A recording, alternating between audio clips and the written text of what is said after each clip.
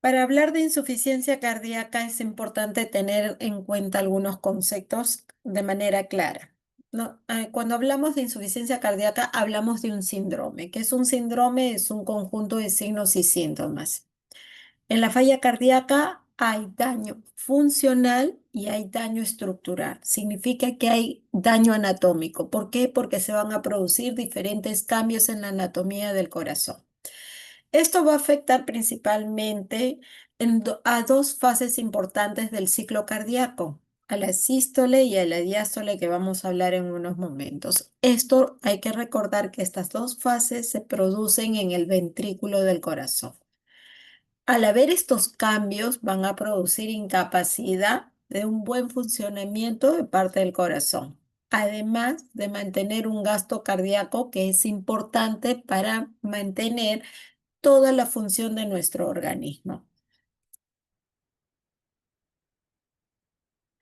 Para hablar un poco, cuando hablamos de la falla cardíaca, es importante saber de que este es un síndrome que sí se presenta en todo el mundo, sobre todo a nivel de la población mundial, en más o menos hasta un 4% de la población mundial. Significa que este síndrome es muy frecuente y que demoramos en reconocerlo. Se va acercando más cuando ya empiezan a bordear edades como mayores de 65 años, porque van a haber cambios propios del envejecimiento que van a ocasionar estos cambios a nivel de la funcionabilidad de estas fases del ciclo cardíaco. Además, es importante de que la falla cardíaca se produce mucho más en el varón que en la mujer. Pero una vez que la mujer llega a tener ya o pasa la menopausia, esto se vuelve uno a uno.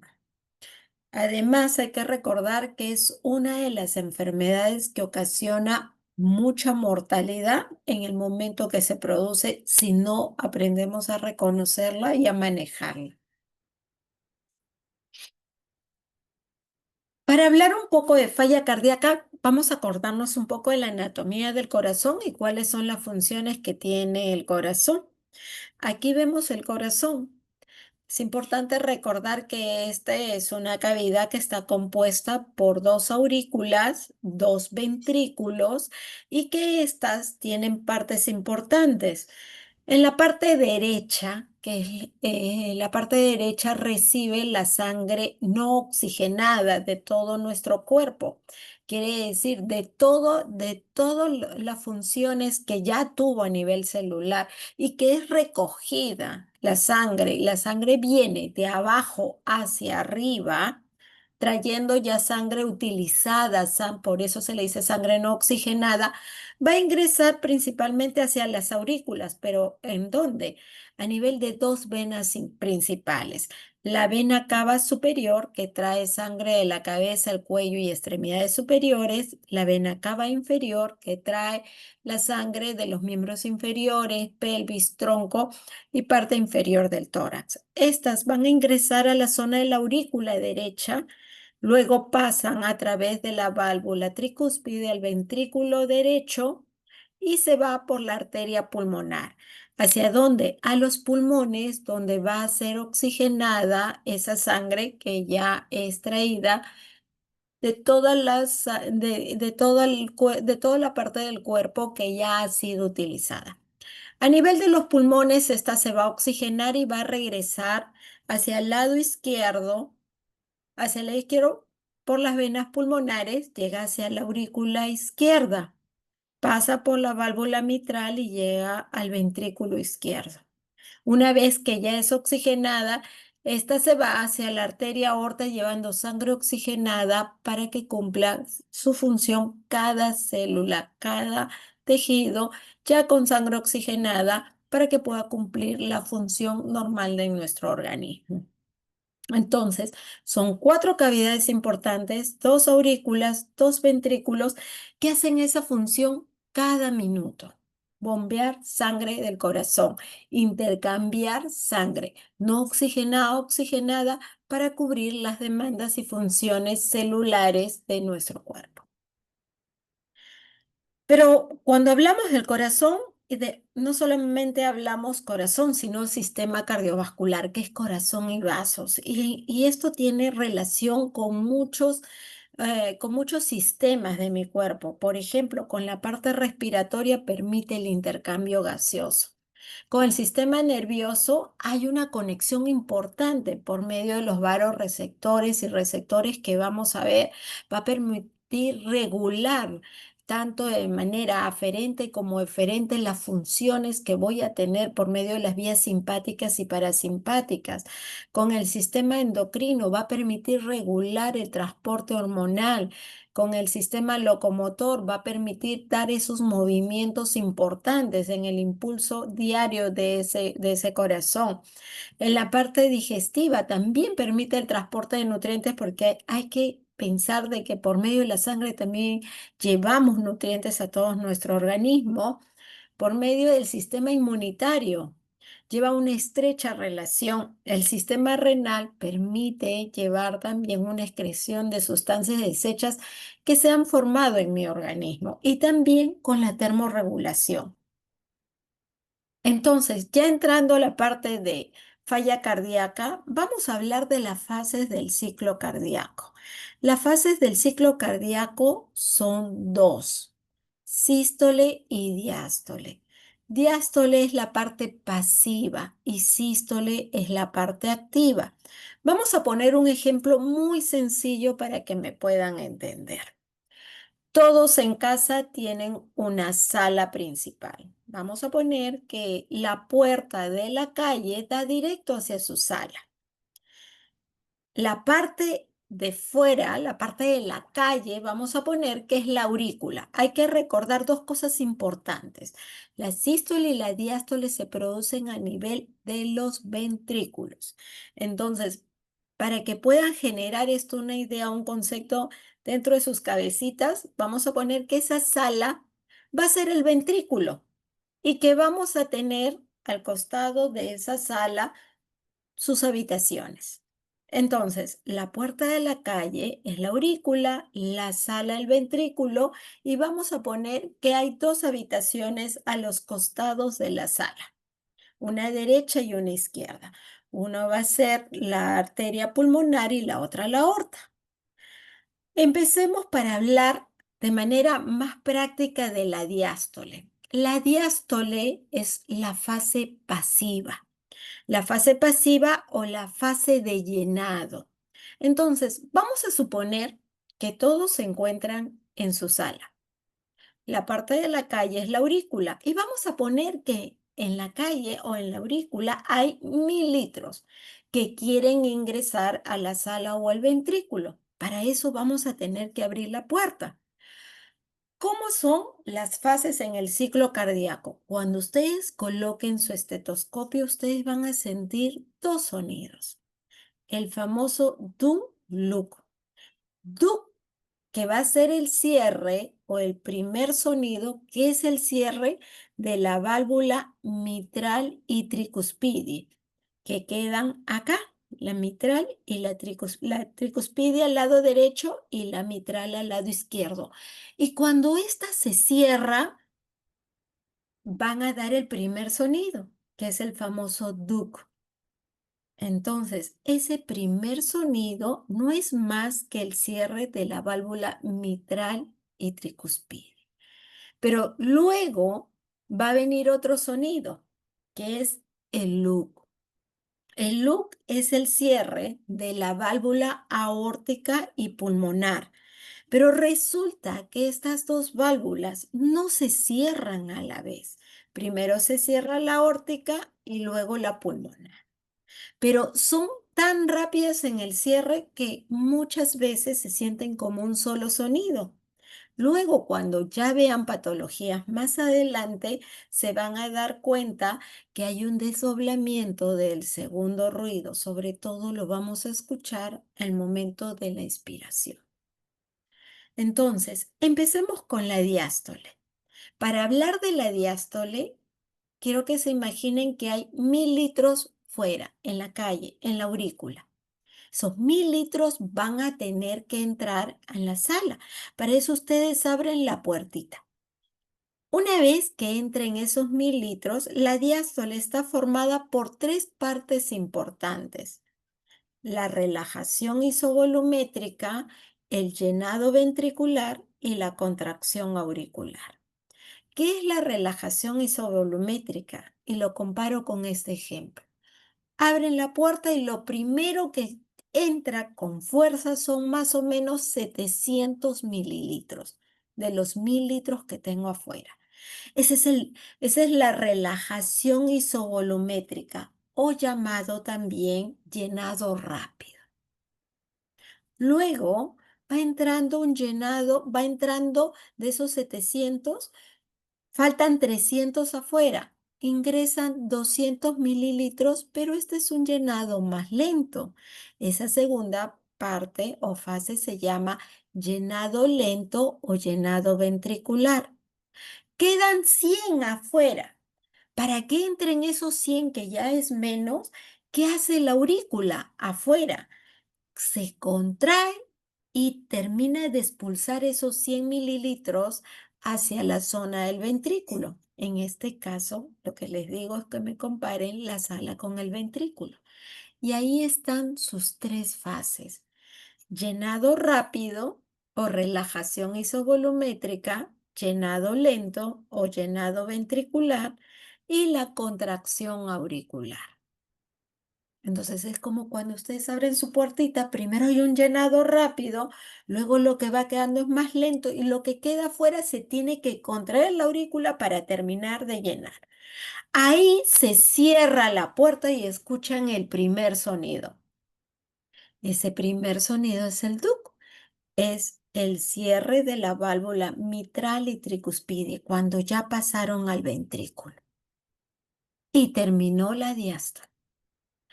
Ahora empezamos con la sístole, la parte activa. La sístole tiene dos partes: la contracción isovolumétrica y la eyección. Recuerden que estas dos fases ocurren en el ventrículo. Entonces, una vez que ya está en la sala, esto tiene que seguir un recorrido, o en el ventrículo, como les había dicho. Tiene que dirigirse hacia la arteria pulmonar y tiene que dirigirse hacia la aorta. Entonces, lo que va a empezar es que las puertas de ambos lados, tanto de la aorta como de la pulmonar, van a empezar a abrirse. ¿Qué sucede con el ventrículo? El ventrículo se contrae, toma impulso para a eso se le llama contracción isovolumétrica. Todas las paredes del ventrículo se contraen. ¿Para qué? Para tomar fuerza, porque la segunda parte es la eyección. Quiere decir que tiene que expulsar la sangre tanto por la arteria pulmonar como por la aorta. Y una vez que la expulsa, se cierran esas válvulas. Ahí escuchan el segundo sonido, que es el LUC, el cierre de la mitral, perdón, de la aórtica y de la pulmonar. La aórtica se cierra primero, antes que la pulmonar, solo por pequeños milisegundos. Y se escuchan tan cerquita que dan como un solo sonido. Cuando hay patologías podemos escuchar desdoblamiento del segundo ruido. Y ahí terminó la sístole. Entonces, el ciclo cardíaco consiste en dos fases: en sístole y en diástole. Y esto es lo que se hace cada segundo, cada minuto dentro de nuestros corazones. Entonces, ya hablando ya sobre la fisiopatología, y una vez que hemos ya entendido el ciclo cardíaco, va a ser más sencillo poderles explicar las insuficiencias cardíacas. Dentro de las insuficiencias cardíacas, como hemos hablado hace un momento, es un síndrome que va a alterar tanto el funcionamiento como la anatomía dentro del corazón. Y en la fisiopatología hay dos cosas principales: una falla cardíaca con fracción de eyección reducida y una falla cardíaca con una eyección conservada. Pero ¿qué cosa es la eyección? La eyección no es más que la salida de la sangre que sale del corazón por el ventrículo izquierdo.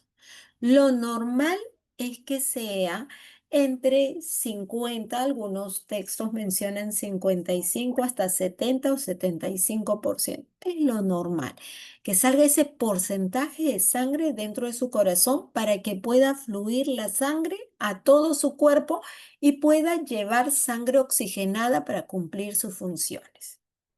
Pero, ¿qué sucede? Cuando se habla ya de una fracción de eyección reducida, menos del 50%.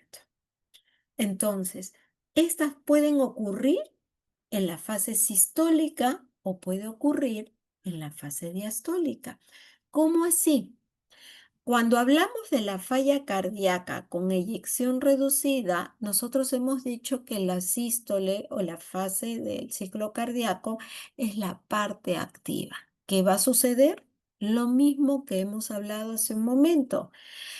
La sístole lo que hay es una contracción de todo el ventrículo para poder expulsar la sangre, tanto por la aorta como por la pulmonar. Entonces, ¿qué va a ocurrir? Si el daño es en la sístole, lo que va a haber es una reducción en la contractibilidad del ventrículo izquierdo. Por tanto, como no se va a contraer, ¿qué es lo que va a hacer? Disminuye la fracción de eyección, es decir, la expulsión de la sangre por el ventrículo, cual principalmente es la del lado izquierdo. A esta también es conocido como gasto cardíaco disminuido. En la insuficiencia cardíaca, ¿con fracción de eyección conservada puede ocurrir? Sí, puede ocurrir. Puede resultar que yo pueda tener una contractibilidad adecuada. Pero ¿qué sucede? No tengo suficiente cantidad de sangre. Acá no está en el impulso que va a tomar para contraer el ventrículo, sino es que no tengo un buen llenado. Esto ocurre por eso en la diástole. Diástole es la fase pasiva o de llenado. Entonces, ¿qué pasa? Hay una disminución en el llenado ventricular y por tanto aumenta la presión para tratar de compensar. Aquí también se produce una disminución del gasto cardíaco.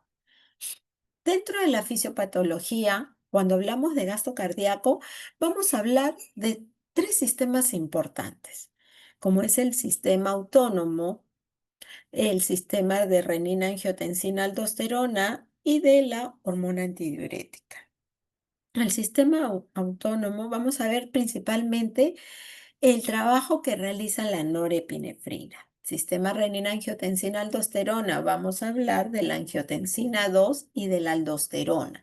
Y de la hormona antidiurética, sobre todo de la retención de agua, que vamos a ir hablando de cada una de ellas en estos temas. Pero principalmente la norepinefrina y la angiotensina 2 van a influir en la poscarga. Y la aldosterona y la retención del agua van a influir en la precarga. Hay que recordar que para que puedan desarrollarse esta falla cardíaca, ya vamos a hablar de la estructura, pero vamos a hablar principalmente del funcionamiento. ¿Qué sucede cuando nosotros tenemos una alteración a nivel del gasto cardíaco? Lo primero que va a actuar van a ser para avisar a nuestros cuerpos, van a actuar los receptores. ¿Y estos receptores dónde están? Estos receptores están a nivel del corazón y son de dos tipos, los quimio y los varoreceptores. Estos receptores van a permitir activar a dos sistemas que son muy importantes, al sistema simpático y al sistema parasimpático. ¿Qué hace el sistema parasimpático? Estas son las vías aferentes.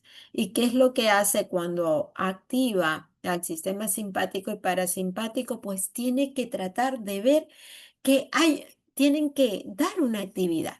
¿Cómo así? Por medio de las vías eferentes, es decir, la respuesta de lo que se está produciendo, el sistema parasimpático lo que va a ocasionar cuando ya hay una alteración o un desarrollo en la falla cardíaca, lo primero que va a hacer es aumentar el ritmo cardíaco. Entonces, el paciente, por medio de la vía parasimpática, va a alterar el ritmo cardíaco. Pero, ¿qué hace el sistema simpático? En el sistema simpático vamos a tener alteraciones a nivel de la norepinefrina y actúa directamente en los vasos. ¿Cómo? Aumentando las resistencias vasculares periféricas. Estas van a ocasionar que puedan también hacer daño a nivel de los vasos, que vamos a hablar luego de las compensaciones. Y acá entra a tallar un órgano muy importante que va a tener protagonismo, porque la vía simpática va a permitir activar dentro del riñón, sobre todo, el sistema de la angiotensina por medio de la liberación de la renina. Vamos a ocasionar que se libere angiotensinógeno en el nivel del hígado, produciendo la angiotensina 1. Esto ocasiona que se pueda retener sodio y agua. Va a ocasionar sed, entonces el paciente empieza a tomar agua, que luego vamos a ver que este exceso de agua va a producir esos edemas que vemos en los pacientes con falla cardíaca y alteraciones a nivel del volumen. Por medio de la enzima convertidora de angiotensina, va a activar a la angiotensina 2, ocasiona vasoconstricción a nivel de los vasos y esto secreción de aldosterona. ¿Qué va a hacer esto? Retenerme agua. Se producen los edemas. Pero cuando tenemos este síndrome de falla cardíaca, hay 4 mecanismos de adaptación que se van a ir dando para que nuestro corazón no empiece a fallar tan rápido. Porque una vez que se van produciendo estas alteraciones funcionales y anatómicas, entran a tallar primero estos mecanismos de adaptación. ¿Y por qué se les llaman mecanismos de adaptación? Porque son los primeros que van a permitir proteger el corazón, pero luego vamos a ver que estos van a originar consecuencias posteriores cuando persiste esta falla cardíaca. Y estos 4 mecanismos son Frank Starling, hipertrofia ventricular, remodelamiento ventricular y la redistribución del gasto cardíaco. Pero, ¿qué dice Frank Starling? Principalmente dentro de la ley de Frank Starling, habla de que el corazón tiene una capacidad importante a adaptarse volúmenes. Es decir, mientras más volumen tenga, el corazón puede ir remodelándose para tratar de adaptarse a volúmenes mucho más altos a lo que está acostumbrado el corazón. Y estos, hay que recordar que en qué momento se llena el corazón de sangre en la diástole. Esto es algo importante. ¿Y por medio de qué? Vamos a ir viendo que las fibras musculares se van a ir estirando poco a poco. Y esto también va a alterar la fuerza de contracción. Entonces, nos dice que cuanto mayor es el volumen, mayor será el volumen del corazón que tendrá que resistirlo. Y acá vamos a ver otro mecanismo que es la hipertrofia compensadora.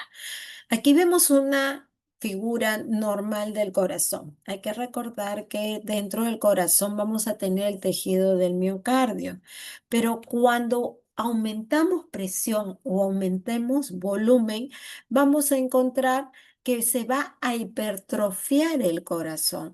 ¿Cómo? Se va a engrosar y nos va a producir una hipertrofia a nivel del corazón o se va a dilatar. Significa que no se va a engrosar, sino va a expandirse o va a crecer. ¿Para qué? Para tratar de mantener cargas de volúmenes y de presiones. Entonces, principalmente presiones va a tener una hipertrofia concéntrica y volúmenes una hipertrofia excéntrica.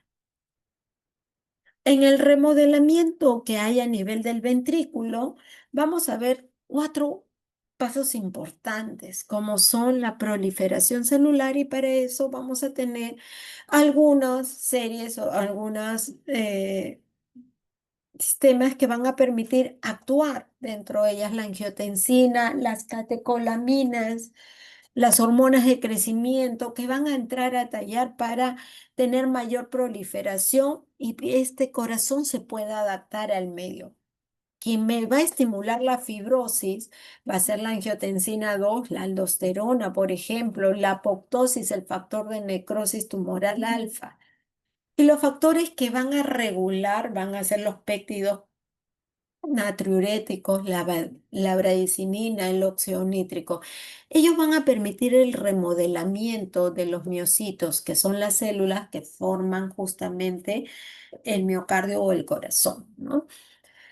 Pero así como hay una adaptación del tejido, también va a haber una redistribución a nivel del gasto. Y este gasto se va a ir dando, no solamente va a actuar acá el corazón, sino también la piel, el músculo, los riñones, van a tratar de conservar el flujo sanguíneo para mantener el funcionamiento. Hay que recordar que los dos órganos importantes que permiten que nosotros dejemos de existir son dos. Si estos dejan de fallar, dejamos de existir. El cerebro y el corazón. El cerebro puede tener muerte, pero si ya el corazón deja de funcionar, ya no tenemos existencia. Entonces, para salvaguardar cuando tenemos algún tipo de daño, son los dos órganos principales que nuestro cuerpo trata de proteger hasta el final.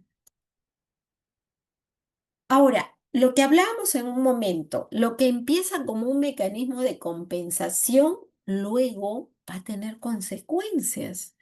Por ejemplo, en la falla cardíaca, cuando ya empiezan a activarse estos sistemas receptores y empiezan a haber una respuesta del sistema simpático, el sistema parasimpático, del riñón con el sistema renina-angiotensina, vamos a ver algunos. Por ejemplo, se empieza a retener sal y el agua.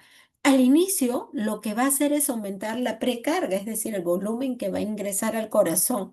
Pero cuando esto ya se va haciendo crónico y se va haciendo de manera diaria, ¿cuál va a ser el efecto? El corazón ya pierde esa capacidad de dejar que aumente más y más volumen, ya perdió la adaptación. La consecuencia va a ser de que se va a congestionar, el paciente va a sentir ahogo y lo va a manifestar por medio de la disnea. El paciente empieza a sentir esa sensación o falta de aire.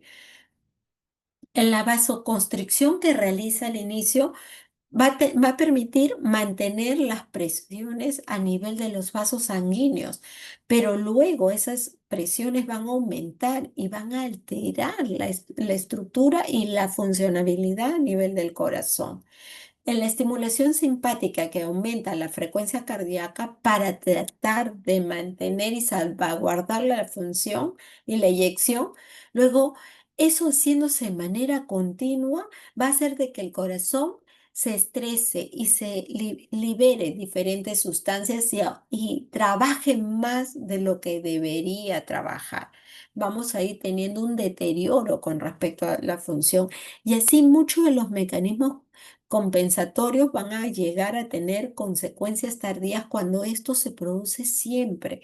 Es por eso que cuando tenemos pacientes que tienen falla cardíaca o que ya tienen indicios dentro de las etiologías, como por ejemplo la hipertensión, pedimos que muchos de ellos traten de llevar una vida más sana o una vida más tranquila, quitando muchos de los factores que son estresantes, porque acá ustedes ven que esos mecanismos compensatorios llegan a durar un tiempo, pero luego se pierden y empiezan a tener estas consecuencias tardías, que es cuando ya fluye este síndrome y ocasiona en el paciente un trabajo mayor en el corazón y los vasos a los que debería tener con respecto a la edad o al tipo de trabajo funcional que tiene el paciente. Poco a poco va a sentir los síntomas de ahogo, sensación de disnea, cansancio. El paciente va a sentir procesos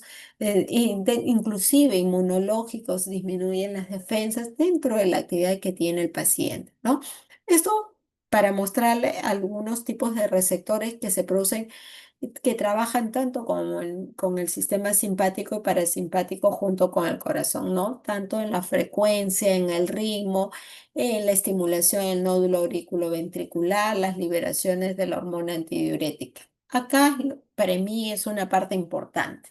Dentro de los mecanismos compensatorios, ya hablando de cada uno de ellos, son de dos tipos, los sistemas neurohormonales, los vasoconstrictores y los vasodilatadores. Pero ¿quién es el principal neurohormonal vasoconstrictor? Mecanismo compensador es el sistema nervioso simpático. Este sistema nervioso simpático permite disminuir la capacidad del bombeo cuando se está produciendo esta alteración a nivel del corazón. ¿Para qué? Para disminuir el gasto cardíaco que tiene y pueda disminuir la presión arterial. ¿No? Esta disminución de la presión arterial, ¿qué va a hacer en el paciente? ¿Qué va a hacer el sistema nervioso simpático cuando se genera esto por la enfermedad de la falla cardíaca? Pues lo que va a hacer es que estimula los vasoreceptores que quedan a nivel del arco aórtico y aumentan la actividad simpática. ¿Para qué?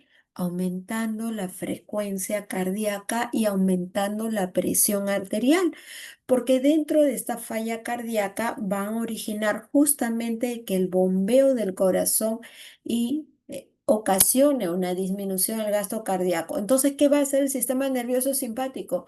Va a aumentar su poder y va a ocasionar taquicardia en el paciente para tratar de mejorar ese gasto cardíaco y aumento en la presión arterial. Tiene algunos receptores, como son los beta 1 y los beta 2 principalmente, que son los que van a originar respuestas positivas, aumentando la frecuencia cardíaca y mejorando el funcionamiento a nivel del corazón. ¿Cuál es el otro sistema importante compensador? Es el sistema renina-angiotensina-aldosterona, donde se producen principalmente a nivel de las células justaglomerulares. Estas van a actuar sobre todo a nivel de la mácula densa los túbulos distales, y se van a activar de dos maneras, por medio de dos vías. Una vía que es proteolítica y una que es no proteolítica, principalmente ¿para qué? Para tratar de mantener agua y sal, que al inicio va a permitir mejorar ese gasto cardíaco, porque cuando tenemos esta falla cardíaca, lo que hace es una disminución del gasto cardíaco. Pues el sistema renina-angiotensina-aldosterona va a mejorar por medio de la retención de sal y agua, va a mejorar este gasto cardíaco, pero como hemos visto posteriormente, estos sistemas se van a ir perdiendo. El sistema renina-angiotensina-aldosterona, vamos a ver que sobre todo a nivel de las células justaglomerulares va a permitir secretar renina y va a ocasionar que el hígado produzca angiotensinógena. Esta a su vez produce angiotensina 1 por medio del sistema ECA, va a producir angiotensina 2, va a actuar a nivel de los vasos ocasionando vasoconstricción. Va a ocasionar que estos puedan producir una inflamación y a la vez puedan formar diferentes cambios a niveles de los tejidos como fibrosis, aumentando la presión arterial porque en muchos de estos casos estas fallas cardíacas va a ocasionar de que este gasto cardíaco que se presenta en la falla cardíaca disminuya. ¿Qué hace ello? Que el sistema renina-angiotensina-aldosterona puede aumentar la presión arterial por medio de la retención de agua y sal y aumente este gasto cardíaco. Cuando esto persiste, hay una remodelación. Esa remodelación va a permitir que pueda adaptarse a este corazón. Hay remodelación a nivel de estas fibras, tratando de compensar ese aumento con respecto al gasto cardíaco, ¿no? Pero luego esto se va a ir perdiendo y esto va a ocasionar posteriormente que estos mecanismos de compensación se vayan perdiendo con una pérdida en las presiones arteriales. Así como hay mecanismos vasoconstrictores, hay mecanismos vasodilatadores. Principalmente los péptidos natriuréticos. Son dos, el péptido atrial natriurético y el péptido cerebral natriurético. El atrial natriurético actúa a nivel de las aurículas y el péptido cerebral natriurético va a actuar sobre todo a nivel del cerebro y los ventrículos. Pero, ¿cuál es la función principal que tienen?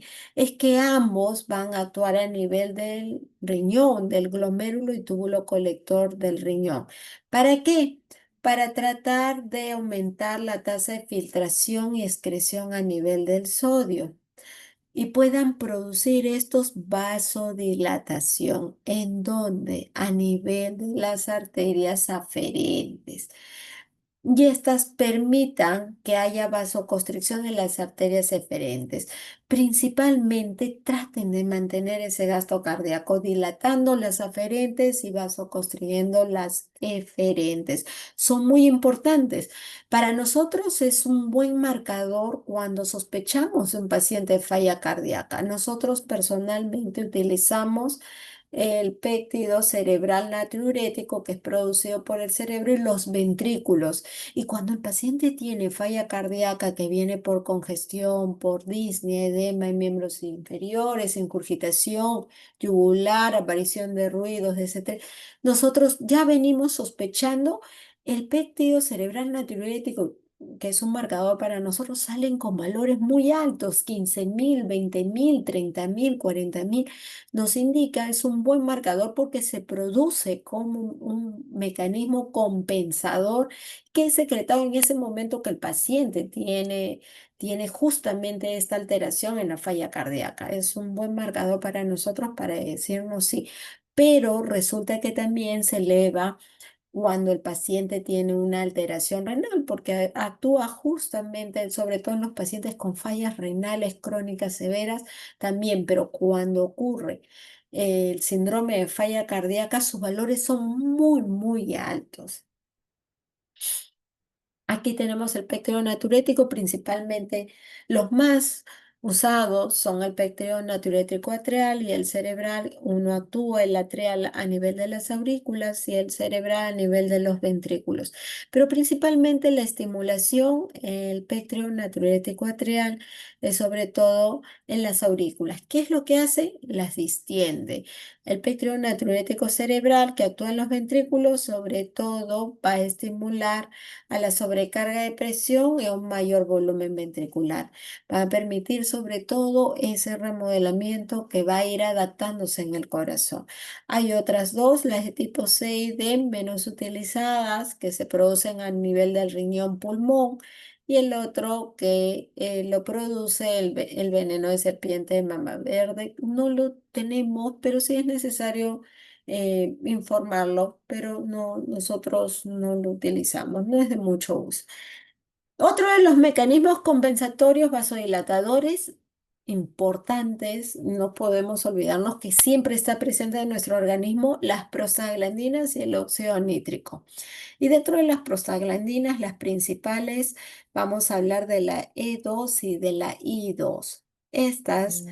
además de permitir las vasodilataciones a nivel de los vasos, van a ocasionar que permitan regular justamente este gasto cardíaco. Ambas, al igual que el óxido nítrico, estas van a permitir la vasodilatación, pero también la estimulación de citotoxinas, como por ejemplo el factor de necrosis tumoral. Importante recordar que no solamente va a ocurrir la vasoconstricción, sino la vasodilatación va a permitir mantener el equilibrio para que se pueda producir o no descompensar sobre todo este gasto cardíaco que se produce dentro del corazón. Entonces, para tratar de equilibrar, vamos a tener mecanismos compensadores, vasoconstrictores y vasodilatadores. Y la última y no menos importante, la adrenomedulina, que se produce a nivel de la glándula suprarrenal, a nivel del riñón, del corazón y vasos sanguíneos, sobre todo en estados inflamatorios. También actúan o tienen efecto vasodilatador, sobre todo a nivel de las arterias coronarias, que es una parte importante dentro del corazón, sobre todo cuando tenemos esta falla cardíaca. Dos teorías importantes para ir conversando. Una es la de Underfield y la otra es la de Overfield, pero principalmente, y por eso le he puesto con letras rojitas. La de Underfield va a producir un edema nefrótico. ¿Y cómo es un edema nefrótico? Un edema nefrótico es un edema de anasarca, donde tiene el paciente un aumento de volumen en miembros inferiores, en la zona de la pelvis, en la zona del abdomen. El paciente está muy hinchadito en donde nos habla que hay una retención de sodio. ¿Por qué? Porque hay una pérdida continua de proteínas. Cuando hablamos de edemas, es importante recordar tanto de dos presiones importantes, la hidrostática y la oncótica. La oncótica es la presión que está en los vasos y la hidrostática está por fuera.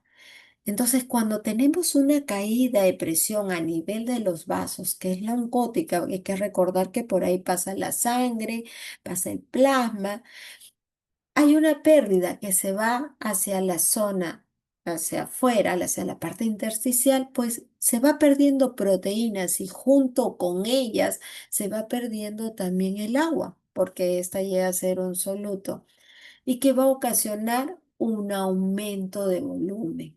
Un aumento de volumen junto con ellos, una mayor secreción con respecto al aumento en la secreción de la renina y aldosterona. Va a tratar de haber una compensación. ¿Y qué dice la teoría de Overfield? La teoría de Overfield nos habla de que hay un defecto principalmente a nivel de las zonas del riñón. Hay que recordar que el riñón está formado principalmente por glomérulos y los túbulos. Ellos son, hay que recordar que la nefrona es la unidad principal del riñón y esta está formada por glomérulos y por túbulos. Túbulo contorneado proximal, asa de Henle, túbulo distal y túbulo colector. ¿Y qué nos dice? De que hay una salida del sodio por los túbulos distales.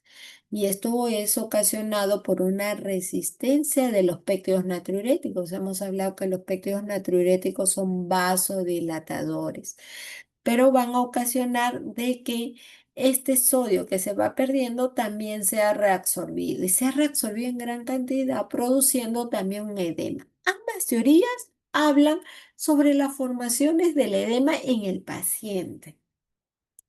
Pero dentro de ellas, y acá ya de manera resumida hablamos de Underfield, ¿qué ocurre una hipoalbuminemia? Hay que recordar que la albúmina es producida por el hígado. Pero aquí, cuando tenemos ya un daño renal, hay un daño que es producido y acá interviene mucho el riñón, vamos a ir teniendo una pérdida importante y entran a tallar los mecanismos de compensación, reteniendo agua y sal donde el paciente va a ir presentando edema justo por un problema cardíaco, ¿no? Ambas teorías tratan de explicar justamente el edema. Estos son modelos dentro de las teorías porque siempre se trató de ver dentro de la insuficiencia cardíaca. Nosotros vamos a tener la insuficiencia cardíaca, si hablamos de tiempo dentro de las clasificaciones, vamos a hablar de agudas y crónicas. Las agudas que son más disruptivas, donde hay un daño más rápido, y las crónicas que van dándose en mecanismos de adaptación. Y dentro de estos mecanismos de adaptación se crearon algunos modelos teóricos para tratar de explicar, porque se vio muchos modelos, por qué eran producidas estas fallas cardíacas. Y dentro de las fallas vieron un modelo importante, ¿no? ¿Por qué se producía, por ejemplo, los edemas? Y explicando ambas teorías, tanto la de Overfield como la de Underfield, se veía que dentro de ellas el edema era producido, había una conexión entre el corazón y el riñón. Si el corazón no bombeaba adecuadamente, no llegaba a suficiente flujo sanguíneo, el riñón tenía que ayudar. ¿Cómo? Con vasoconstricción, reteniendo agua para tratar de mejorar ese gasto cardíaco. Pero cuando ya se iba perdiendo ese mecanismo de compensación, esto se iba volviendo crónico. Y acá vamos viendo un modelo cardiorrenal donde nos dice que no solamente si fallaba el corazón, el riñón no ayudaba, también hablaba del sistema nervioso central y acá hablábamos de los péptidos natriuréticos, principalmente del B, porque el A lo veíamos que estaba a nivel de las aurículas, el B está a nivel del cerebro y del sistema ventricular. Entonces, hablaba de que para tratar de compensar era corazón, riñón, cerebro. Dentro del modelo hemodinámico se hablaba principalmente de que el corazón también tenía que actuar con los vasos, de que en los vasos, y hemos hablado hace un momento, había una alteración por medio del sistema parasimpático, iba a alterar las resistencias del sistema simpático, perdón, ahí iba a alterar las resistencias vasculares y que iba a ocasionar una disfunción a nivel endotelial. Iba a haber una vasoconstricción arterial y va a producir una vasoconstricción persistente. Había una disminución del óxido nítrico que produce la vasodilatación y esto iba a retener volumen. Entonces el paciente iba a sentir todos los síntomas de descompensación en la falla cardíaca. Y un modelo, sobre todo biomecánico, mucho más alejado, donde hablaba de que si el corazón fallaba, iba a alterar básicamente la estructura del propio corazón. Los cardiomiocitos, que eran parte del tejido, había una remodelación del miocardio, como les decía, había un crecimiento excéntrico, un crecimiento concéntrico y que trataba de compensar por medio de mecanismos neurohormonales, sistema renina-angiotensina-aldosterona para retener agua y sal. Todos ellos se dieron como modelos para tratar de explicar las fallas cardíacas crónicas. Dentro de la clasificación vamos a hablar cómo se producen estas enfermedades. Hay muchas clasificaciones, agudas, crónicas, sistólica y diastólica. Las más importantes dentro de ellas es cuál es la que altera. Hemos hablado del ciclo cardíaco, de las dos partes importantes, de la sistólica y la diastólica. La falla cardíaca sistólica, hemos hablado que es la parte activa, la parte de contractibilidad. Entonces, ¿qué va a ocasionar si hay una alteración en esta parte activa? Pues disminuye la contractibilidad, es la forma más frecuente. El 70% de casos de pacientes que llegan a una emergencia es porque tiene una falla cardíaca sistólica. ¿Y por qué se caracteriza? Porque tiene una hipertrofia excéntrica.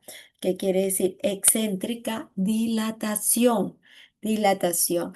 Esto es por una sobrecarga de volúmenes. ¿Y acá qué vamos a escuchar clínicamente? Pues el tercer ruido. Y el tercer ruido lo vamos a escuchar en la fase principal, sobre todo en la fase de diástole. El tercer ruido vamos a escuchar que no es más que el golpe que da dentro de las paredes en una pared ventricular remodelada. Ese es el tercer ruido que vamos a escuchar. La fracción de eyección va a estar disminuida, menos del 50%. ¿Y en qué casos se presenta cardiopatías isquémicas? Pacientes que han tenido un infarto previo. Altera esas paredes, hay mayor rigidez. Es la principal causa de las fallas cardíacas sistólicas. Las miocardiopatías dilatadas. Las miocarditis, alteraciones al nivel del miocardio, valvulopatías, dentro de ellas la insuficiencia aórtica. La otra clasificación, de acuerdo al daño a nivel del ciclo cardíaco, es la diastólica. Esta, a diferencia de la otra, es en menos proporción. ¿Y dónde va a alterar? A nivel del llenado. Recuerden que es la parte pasiva. Aquí vamos a tener una hipertrofia concéntrica. ¿Qué quiere decir? Engrosada, las paredes engrosadas. Aquí se escucha el cuarto ruido. el cuarto ruido. El cuarto ruido se da en la fase diastólica a nivel de la contracción auricular. Le dije que había tres fases, que era la relajación isovolumétrica, el llenado ventricular y la contracción auricular. Justo ahí se da esta alteración. Por tanto, vamos a escuchar ese cuarto ruido. La fracción de eyección acá está preservada, más del 50%. ¿Y en quienes se produce? Pacientes con hipertensión arterial. ¿Sí? Pacientes con hipertensión arterial. Muchas veces vamos a tener que las fallas cardíacas pueden ser de dos, pueden venir doble, quiere decir falla cardíaca diastólica y sistólica. Además, hay miocardiopatías, también se presentan las miocardiopatías hipertróficas y restrictivas y valvulopatías como estenosis aórtica. Aquí vamos a ver la clasificación de las fallas cardíacas, sobre todo en diástole, en sístole, las que están afectadas en sístole y las que están afectadas en diástole. En la clasificación por gasto cardíaco vamos a tener fallas cardíacas de gasto cardíaco disminuido y fallas cardíacas de gasto cardíaco elevado. En las de gasto cardíaco disminuido vamos a tener principalmente aquellas que tienen menos cantidad de volumen. Vamos a encontrar pacientes con alteración a nivel de los pulsos. Nosotros ponemos los tres deditos a nivel de la arteria radial. Vamos a escuchar pulsos más bajitos. Las manos y pies están frías porque hay disminución del gasto cardíaco. Se producen más en cardiopatías isquémicas, es decir, en pacientes que han tenido infarto previo, hipertensión arterial. Hay congestión, si es, y acá no acá vamos a ver que puede ser las de gasto cardíaco se ocurren en el lado izquierdo, van a afectar sobre todo la zona pulmonar y las derechas sobre todo sistémicas. En las fallas cardíacas de aumento de gasto cardíaco vamos a encontrar en cambio, los pulsos más fuertes, que son los pulsos hipercinéticos o pulso célero, saltón. Las manos y los pies van a estar calientes porque el gasto cardíaco está aumentado. Se puede producir en pacientes que están embarazadas, pueden tener una pequeña falla cardíaca porque hay aumento del gasto cardíaco. Hay en la anemia, en la tirotoxicosis, en enfermedades de beriberi. Y la clínica va a ser igual que en la falla cardíaca clásica. Acá vamos a ver las clasificaciones izquierda-derecha. En la falla cardíaca izquierda, que es la forma más frecuente si hablamos de entre izquierda o derecha, es la forma más frecuente de la falla cardíaca, vamos a ver que va a tener un paciente con presión capilar pulmonar aumentada. Por tanto, si hay presión capilar aumentada, vamos a tener mayor congestión pulmonar. Disney, el paciente va a empezar a sentir sensación de falta de aire. Es el primer síntoma. Si ponemos un estetoscopio, vamos a escuchar crépitos. Crépitos son estertores que se producen a nivel de los alvéolos. ¿Y por qué? Porque se empiezan a llenar, se congestionan, se empiezan a llenar de agua. Hay dolor precordial, el paciente se toca el pecho, siente sensación de dolor. Y además es importante porque acá viene a ser una combinación de muchas clasificaciones que hemos visto. También vienen con síntomas de bajo gasto. ¿Cuáles son los de bajo gasto? Hipotensión, sensación de desmayo, ¿no? O una nivelación que se van a producir. ¿En quiénes se producen estas fallas cardíacas isquémicas? Pacientes que han tenido infartos, cardiopatías isquémicas o hipertensión arterial, que es lo que más vemos dentro de los pacientes. En cambio, en el lado derecho vamos a tener aumentos a niveles de las presiones venosas, sobre todo el lado derecho. Hay congestión, el paciente acá está edematizado. Y acá hablábamos de las teorías del edema. Vamos a encontrarle hepatomegalia. ¿Y por qué? Porque del lado derecho vamos a ver que hay una congestión del lado derecho. Las venas traen sangre de abajo hacia arriba. ¿Y qué va a ocasionar? El hígado me lo llenan de sangre. Vamos a encontrar hepatomegalia porque está lleno de sangre, está congestivo. Por tanto, el hígado crece y vamos a tocar un hígado grande. Inclusive, cuando ya hay cantidad de congestión, estas pasan al tercer espacio y pasan ¿a dónde?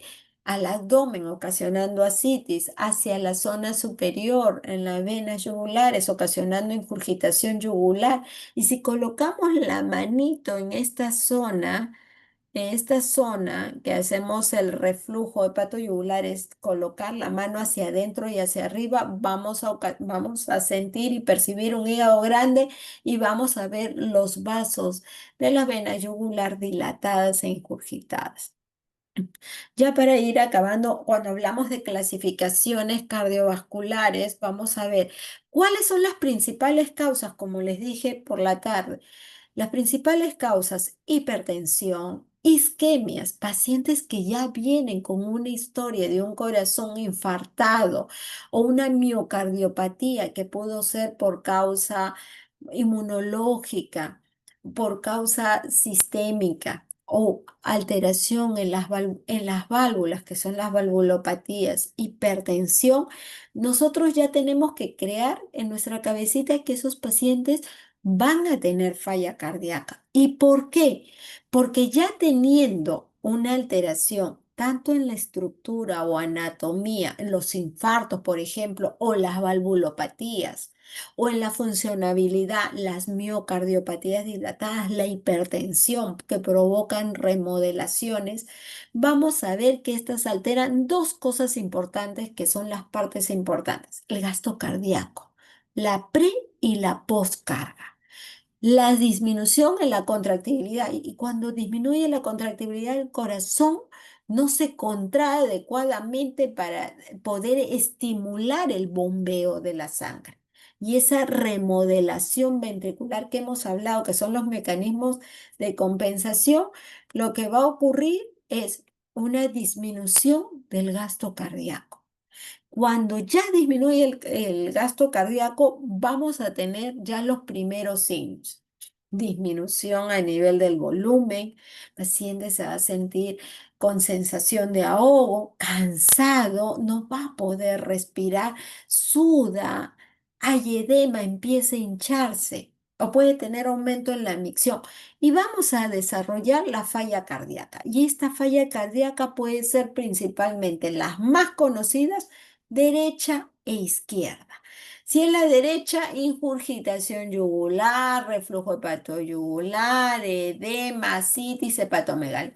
O desarrollo la izquierda, con disnea, ortognia, la sensación de no poderse poner echado totalmente, porque tiene que utilizar almohadas para poder sentirse cómodo y poder respirar. La disnea paroxística nocturna, el paciente está dormido y durante la noche se levanta preocupado, hay hipovolemia, cianótico porque ya no puede respirar, mareo, fatiga. Acá entran a tallar los mecanismos compensadores, como hemos hablado del sistema nervioso simpático, los hormonales, hemodinámicos. ¿Qué sucede cuando estos empiezan a compensar y no doy solución a esta falla cardíaca? Ya tengo una falla cardíaca crónica. Los criterios de Framingham, lo que me conversaron durante la tarde. Hay criterios mayores y criterios menores. Para considerar falla cardíaca o dos mayores, tengo que tener dos criterios mayores o uno mayor y dos menores para poder considerar que ese paciente tiene falla cardíaca. ¿Y cuáles son los mayores? La presión venosa yugular más de 16 centímetros, reflujo hepatoyugular positivo, edema agudo de pulmón, disnea paroxística nocturna, estertores o crepitantes, cardiomegalia, ingurgitación yugular, ritmo de galope. Criterios menores: edema en miembros inferiores, tos nocturna, disnea de esfuerzo, hepatomegalia, derrame pleural, taquicardia más de 100 20 por frecuencia dentro de los latidos por minuto. Hay una clasificación muy importante para considerar al paciente en qué estado va. Si siendo el grado 1 el asintomático y siendo el grado 4 que ya provoca, esta clasificación se hace en base a la disnea, el paciente cómo se siente, cómo llega el paciente a tener, a llegar a un grado 4, ¿no? Cuando son los síntomas y esto lo va haciendo en la actividad diaria. En la clase 1 el paciente hace sus actividades, va el adulto mayor o el paciente va a su trabajo normalmente, puede caminar cuadras, pero cuando ya se va haciendo efectiva esta remodelación y esta alteración en la funcionabilidad, el paciente empieza a experimentar síntomas, como ya se empieza a cansar, ya empieza a sentir esa falta de aire, ya siente dificultad para poder llegar a hacer tramos grandes. Y esto se va a ir perdiendo hasta llegar a una disnea o una sensación de debilidad o una sensación de desasosiego al reposo. Ya se siente cansado, con falta de aire, no tolera el decúbito. Ese es el grado 4 y esa clasificación es muy buena para poder saber en qué estado va el paciente y aquí en qué hemos llegado, qué ha llegado el paciente y qué estamos atendiendo, ¿no? Acá dentro de la insuficiencia cardíaca, los estadios de ALDE, donde vamos a ver que factores de riesgo importantes para este desarrollo, la hipertensión, la obesidad, los antecedentes familiares, sobre todo de hipertensión arterial. En el estadio B, vamos a ver que, si bien es cierto, estadio A, papá, mamá, tengo y han tenido hipertensión, obesidad, son pacientes que han tenido algún problema cardiovascular. Ya yo tengo, ya estoy en estadio A, pero si a eso sumo mi vida sedentaria, mi consumo aumentado de sal, licor, tabaco, cigarro, ya tengo daño estructural. El estadio B es daño estructural sin síntomas. ¿Quiénes los dan? Los infartos, las valvulopatías, la fracción de eyección disminuida. En el estadio D ya tengo daño estructural a nivel del corazón con síntomas de falla cardíaca. Tengo disnea severa, me falta el aire ya al reposo, ya estoy llegando a tener a pequeños esfuerzos en el estadio C. Y en el estadio D ya tengo una disnea al reposo, donde ya tengo falla cardíaca severa, donde mis mecanismos de compensación ya fallaron. Esta es una falla cardíaca avanzada. Listo, chicos.